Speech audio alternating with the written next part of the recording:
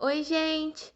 Nós somos o projeto de Cultura e Extensão Juventudes Negras, que é promovido pelo Laboratório de Etnopsicologia da Universidade de São Paulo, a USP, sob orientação do professor Dr. José Bairrão. Essa é a terceira edição do projeto e objetivamos estabelecer proximidade entre os jovens negros universitários e não universitários. Bom, e desta forma, a ideia é relacionar as diversas juventudes negras existentes através de conversas, trocas de experiências, referências e indicações. O podcast ele será mais um meio de mantermos essa aproximação no contexto remoto, assim como no uso do nosso Instagram também, Juventudes Negras. Então, acompanhem a gente. Esse é o nosso primeiro episódio, intitulado Quem Somos Nós? E vocês já conheceram um pouquinho do projeto, né? E agora vocês vão conhecer a trajetória das participantes. Então vamos lá. Meu nome é Glória, eu tenho 21 anos e sou estudante de pedagogia. Meu nome é Lorena, eu tenho 23 anos e também sou estudante de pedagogia. Como eu e a Lorena fomos parar nessa universidade? Então, eu, Glória, venho de uma cidade não muito grande. Ela tem um pouco mais de 30 mil habitantes e estudei a vida toda em escola pública. E pensando no ensino médio, eu estudava em uma escola, né, como eu disse, a vida toda em escola pública. E era uma escola que. Não estou falando de uma escola pública, assim, com ensino médio integrado ou algo assim. Não. Essa é uma escola em que basicamente a maioria dos jovens vão estudar nela. E lá a gente não ouvia falar tanto, comparando com outras escolas, sobre o mundo dos vestibulares. A gente ouvia assim falar uma coisa ou outra, e em determinada época do ano ia representantes de cursinhos pré-vestibulares ou até mesmo de algumas faculdades, né, para falar sobre possibilidades de cursos e coisas do tipo, mas assim, a gente conhecia muito pouco sobre e não fazia muita ideia do que isso realmente significava. Naquela época, né, há alguns anos, o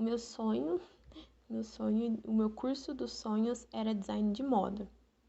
E eu até fiz um curso, né, de moda, de desenho de moda básico. E nessa mesma época também, uma professora comentou com a gente sobre o SISU. Até então eu não sabia o que era o SISU, não sabia que existia o SISU. E ela comentou, falou que a gente poderia tentar, né, depois que fizéssemos o Enem e tudo mais. Ah, tinha uma professora que ela oferecia aulas de literatura no período da tarde, né? Eu estudava na manhã, na parte da manhã, e no período da tarde ela dava essas aulas e eu também frequentava. E assim, né, foi passando, chegou o terceiro ano do ensino médio também, pensando em cursar design de moda. Foi quando eu comecei a pensar em tentar o ProUni, né, então fazer o Enem e, por meio do ProUni, fazer esse curso de design de moda. Pensar em cursar algo em uma universidade pública, eu não sabia, não conhecia muito bem, né, o que isso significava, mesmo com aquela professora falando, né, eu achava que não daria, né, e para além disso, eu não sabia da existência dessas universidades públicas que a gente tem aqui pela região, né? Eu sempre comento que na minha cabeça na época o HC, a USP era só o HC, né? Não tinha cursos e faculdades ou algo do tipo. Então eu fui, prestei o Enem e assim, não obtive, né, uma nota muito alta, assim, que desse para tentar vários cursos, assim, nada do tipo. E quanto, né, ao o design de moda e o ProUni, Quando eu abri lá o site, não tinha bolsa para design de moda por aqui, né? Porque na época eu queria por aqui. Não tinha, e assim, entrei em desespero. Liguei onde eu podia ligar, perguntei, né? Como se fosse, assim, resolvido assim, mas não tinha. E daí, é, nesse. Antes, antes de prestar o Enem, uma amiga começou a falar sobre cursinho pré-vestibular, que queria fazer cursinho pré-vestibular, e ela falava de uma escola privada. E aí, depois desse baque, né, que eu tive, eu comecei a pesquisar sobre cursinhos pré-vestibulares. Então, eu jogava, assim, no Google, cursinho pré-vestibular de graça. Cursinho, sabe? Cursinho pré-vestibular em Ribeirão Preto. Jogava algo assim, e eu achei alguns populares, só que na época, né, isso já era fevereiro, março, abril, por aí. Na época já tinha ido o período de inscrições, então eu ligava lá, porque eu era dessas, ligava lá e perguntava, e realmente já tinha ido o período de inscrições, então eu comecei a olhar em privadas, né? Eu não sei se ainda funciona assim, mas acredito que sim. Nas privadas você vai, faz uma avaliação, né? E dependendo da nota que você tira, isso vai significar o desconto que você tem, né? A porcentagem de desconto. Então eu fiz algumas, né? E uma em especial, eu gostei da escola, queria, né, estudar naquela escola. E eu tive, juntando todos os descontos possíveis, eu tive mais ou menos 50% de desconto. Então, assim, a mensalidade caiu pela metade, o que ajudou muito, né? E eu comecei esse cursinho pré-vestibular. Eu entrei na turma de maio. Entrando lá foi assim, um outro baque, porque basicamente não tinha pessoas negras e era tudo muito diferente, né? Ou melhor, eu me considerava diferente, porque não tinha pessoas parecidas comigo, tudo conteúdo, tudo que eles viam, eu nunca tinha visto na minha vida. Então foi assim, foi bem complicado mesmo. E eu frequentei esse cursinho por alguns meses até fazer o Enem. Depois, eu não fiz nenhum outro vestibular, porque, né, na época eu achava que eu não ia conseguir fazer um outro vestibular, que seria muito difícil. Fiz o Enem. Quanto ao design de moda, né, que eu tinha dito que era o meu curso dos sonhos, esse sonho começou a ir diminuindo, e foi aí que eu comecei a pensar na pedagogia, né, por algumas influências.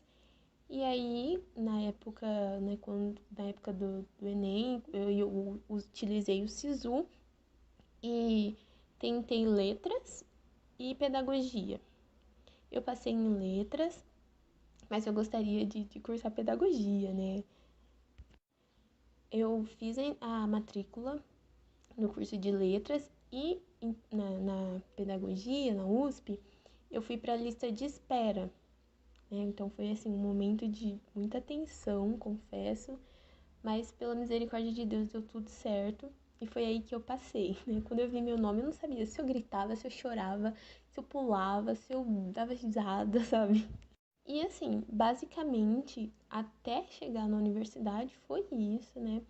Então, passei por assim, mundos diferentes e contextos diferentes até chegar na universidade. E pela misericórdia e bondade de Deus tem dado tudo certo. E na universidade, né, aí começa uma outra história, que pode virar um outro papo, assim, né?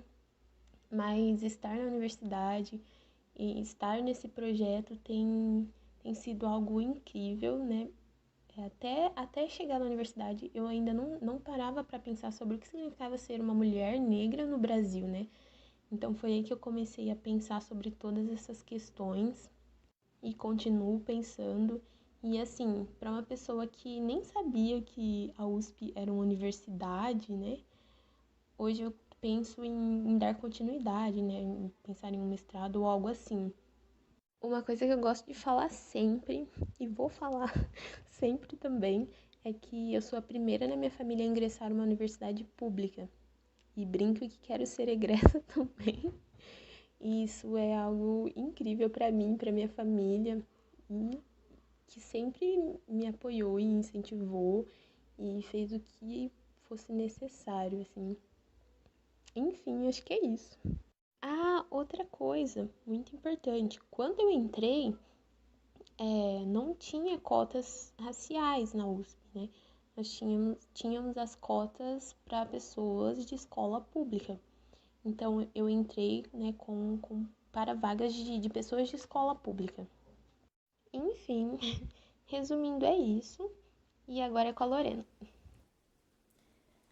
Bom, a minha história, ela é um pouco diferente da história da Glória, mas tem algumas semelhanças. Uma delas é o fato de eu também ter estudado a vida toda em escola pública, mas aqui em Ribeirão Preto, eu sou natural daqui, então eu sempre estudei em uma escola pública de bairro, uma escola estadual, no ensino fundamental. Já no ensino médio, eu fui para uma escola localizada no centro. E aqui na minha cidade, assim, no senso comum, né, as escolas localizadas no centro são consideradas, assim, de uma qualidade um pouco melhor. Então, a minha mãe me matriculou nessa escola com a expectativa que eu tivesse um ensino com uma qualidade melhor. E nessa escola, o assunto vestibular, ele era até falado, era até tratado, mas não de forma tão aprofundada.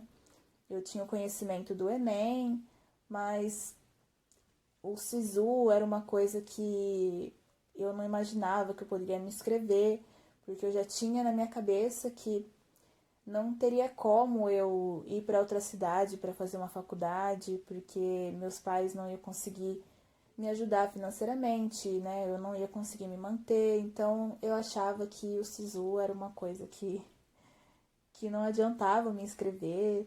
E como também o meu irmão já fazia faculdade pelo ProUni, eu coloquei no ProUni a única possibilidade, assim, de eu poder fazer uma faculdade sem pagar nada. Então, quando eu prestei o Enem, eu só me inscrevia no ProUni, né? Mas eu, assim, não tinha um foco tão grande no vestibular quando eu estava no ensino médio, porque eu trabalhava, eu ia para a escola de manhã e à tarde eu ia para o trabalho, ficava até as 8 horas da noite. Depois eu ia fazer teatro, dança, que era uma coisa que eu sempre fiz. Então, eu não tinha esse foco muito grande, assim, em passar numa faculdade já no ensino médio. Mas no final do ano eu prestei o Enem e no ProUni coloquei psicologia, que era algo que eu achava que queria fazer. E não tive uma nota muito legal, né? Eu não estudei exatamente assim para isso. Então, quando eu terminei o ensino médio, eu acabei indo fazer um curso de teatro mais longo, né? Um curso de 1 ano. Aí depois que eu me formei nesse curso, aí eu coloquei na minha cabeça que eu tinha que entrar na faculdade, que era uma coisa que eu sempre quis, mesmo não sabendo direito como e do que e aonde. Eu comecei a ir atrás de cursinhos, isso foi em 2016, mas nada dava certo. Eu tentei em cursinho particular, eu não consegui bolsa, eu fui tentar em cursinho da USP e acabei perdendo prazo, então parecia que nada dava certo. E como eu não queria esperar mais, como eu não, acabei não conseguindo o cursinho, eu resolvi entrar numa faculdade particular, pagando a mensalidade mesmo, né, com o salário que eu recebia no meu trabalho, no início de 2017, e já em pedagogia, que foi uma coisa que eu resolvi tentar para ver se ia dar certo, se eu ia gostar, por ser um curso de humanas mesmo, e acabei me apaixonando pelo curso já no primeiro semestre. Mas foi ficando apertado, né? Pagar mensalidade, eu consegui fazer isso os 2 primeiros semestres, e aí foi ficando apertado. E aí eu fiquei sabendo do ingresso na USP através da transferência externa. Fiquei sabendo por uma colega minha, e era uma coisa que antes eu não tinha conhecimento, né, que tinha essa possibilidade. Então, o processo de transferência externa na USP são as vagas remanescentes dos cursos, as vagas que sobraram. Elas são ofertadas para pessoas que já estão matriculadas na faculdade, em qualquer faculdade, né? E aí tem a prova, que é bem parecida com a FUVEST, né? São 2 fases também. Então eu resolvi tentar. Me inscrevi despretensiosamente e fiz a primeira fase, passei, e aí eu já comecei a acreditar, né, que realmente poderia conseguir. Foi em 2018, e nesse ano tinham 4 vagas só destinadas para pedagogia. E quando eu prestei, assim, no começo, foi mais pelo sentido de não pagar uma faculdade, né, que já estava ficando apertado para mim. Então, foi uma coisa bem despretensiosa mesmo e que aconteceu, né? Realmente, uma dessas 4 vagas, uma delas foi para mim. E eu lembro que quando eu fui prestar a segunda fase, eu olhava para os lados assim das pessoas que estavam na sala e só tinha eu de pessoa negra ali. Eu era a única. Então, naquele momento, isso me deixou muito nervosa, né? Eu achava que eu não ia conseguir, porque eu sentia que aquelas pessoas tiveram mais oportunidades do que eu de se preparar, né? Talvez estudaram em escolas particulares. Mas aí eu não deixei isso me abater na hora e acabou dando tudo certo. E hoje estou aqui no terceiro ano e participando desse projeto, podendo falar um pouco da minha história e talvez servindo também de incentivo para as pessoas negras que pensam em entrar numa universidade e não sabem como ou não sabem se deve, né? Então eu sinto que eu sempre fugi assim dessa ideia de fazer uma faculdade pública porque eu achava que eu não conseguiria, mas em algum momento assim isso acabou me encontrando e não teve como fugir. E eu sou muito grata assim de ter acreditado que ia dar tudo certo. E apesar das dificuldades de ter chegado e das dificuldades muitas vezes de estar também, né? Quando eu entrei, como eu entrei no meio assim de uma turma, eu não me sentia pertencente daquele espaço. Foi um processo difícil até eu consegui colocar os meus pés no chão ali, né, na USP. Mas aconteceu, né? Isso foi indo aos poucos e aos poucos as coisas foram se encaixando e eu fui conseguindo encontrar o meu lugar naquele espaço que é meu por direito, né? É nosso por direito e a gente tem que, se a gente realmente quer estar num espaço acadêmico, a gente tem que acreditar que aquilo é nosso também. Bom, mas é claro que não basta somente isso, né? Somente acreditar. A gente precisa se fortalecer entre os nossos, né? Entre as pessoas negras, criar essa rede de apoio, porque isso ajuda muito a gente compartilhar experiências, nos incentivarmos assim entre a gente, é super importante. E as políticas afirmativas, né, que estão aí, como a Glória mesmo disse, as cotas raciais entraram na USP em 2018, é super recente, mas a gente precisa ocupar esse espaço, né? E eu tive muito o apoio dos meus pais, assim, sempre, em todo o processo até chegar na faculdade, mesmo sem condições, assim, financeiras, assim, muito propícias, eles sempre me incentivaram muito e isso também me ajudou bastante e me ajuda até hoje. É isso, Lorena. E para finalizar, gente, nós pensamos em um trecho do poema Ainda assim eu me levanto, da escritora Maya Angelou. Acima de um passado que está enraizado na dor, eu me levanto. Eu sou um oceano negro, vasto e irrequieto. Indo e vindo contra as marés, eu me levanto.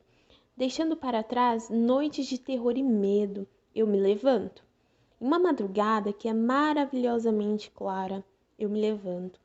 Trazendo os dons que meus ancestrais deram, eu sou o sonho e as esperanças dos escravizados. Eu me levanto, eu me levanto, eu me levanto. Então é isso, pessoal. Muito obrigada a todos que escutaram. Esse é o primeiro podcast do projeto de Cultura e Extensão Juventudes Negras. E nós vamos lançar podcasts quinzenalmente, sempre às sextas-feiras. Então fiquem ligados, acompanhem nas redes sociais. O Instagram do projeto é @juventudesnegras. O Instagram do Laboratório de Etnopsicologia é @etnopsico.usp. E o Facebook do laboratório é Laboratório de Etnopsicologia USP. Acompanhem, sigam e vamos juntos nessa caminhada.